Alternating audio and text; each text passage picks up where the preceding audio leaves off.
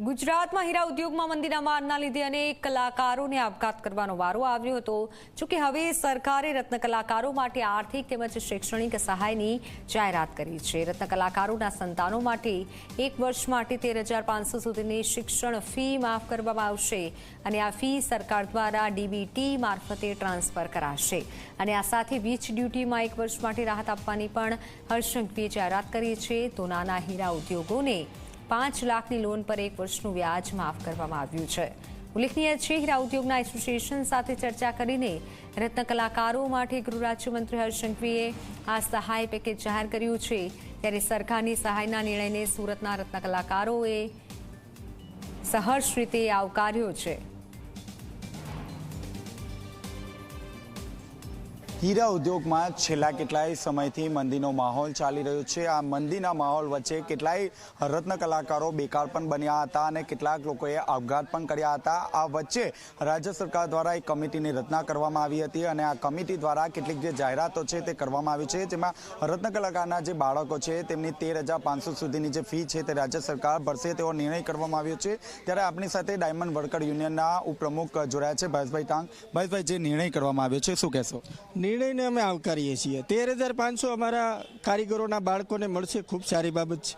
2 દિવસના એક્શન પ્લાનને 74 દિવસ થઈ ગયા, જાહેરાત કરી, ખૂબ સારી બાબત છે। પરંતુ જે અમારી માંગણીઓ હતી કે રત્ન કલાકારને આર્થિક પેકેજ એને આપ્યું, પરંતુ એમાં 31/3/2025 પછી જે બેરોજગાર હોય એને જ આ યોજનાનો લાભ મળશે।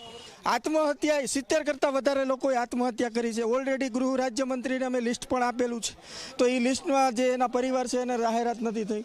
વ્યવસાય વેરો વર્ષોથી લેવાય છે, જોકે મજદૂરનો વ્યવસાય વેરો લેવાનો ન હોય છતાં પણ અમારા કારીગરો ભરે છે।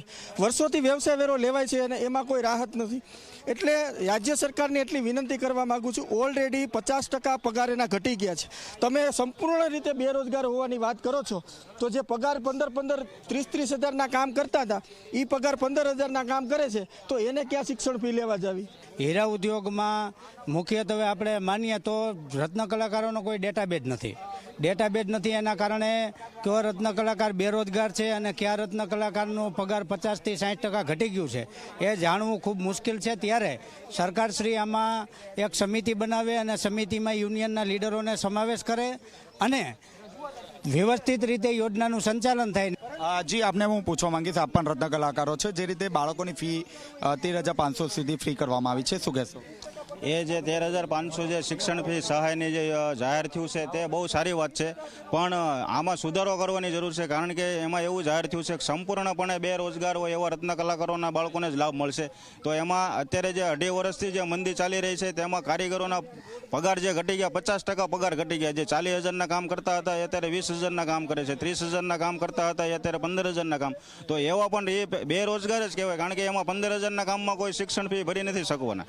નિર્ણય સરસ લીધો છે સરકારે, પણ જે અમારી કાંઈ પડતર માંગણીઓ જે બાકી હતી એની ઉપર થોડુંક પણ સરકાર ધ્યાન દે એવી અમારી નર્મ વિનંતી છે। હાલમાં જે રત્ન કલાકારો છે, રત્ન કલાકારો દ્વારા રાજ્ય સરકાર દ્વારા જે નિર્ણય કરવામાં આવ્યો છે, આ નિર્ણયને તો આવકારવામાં આવ્યો છે, પરંતુ રત્ન કલાકારોના જે પડતર જે પ્રશ્નો છે તેનું હજુ સુધી નિરાકરણ નથી આવ્યું। ત્યારે આ પ્રશ્નોના વહેલામાં વહેલી તકે નિરાકરણ આવે તેવી માંગ પણ કરવામાં આવી છે।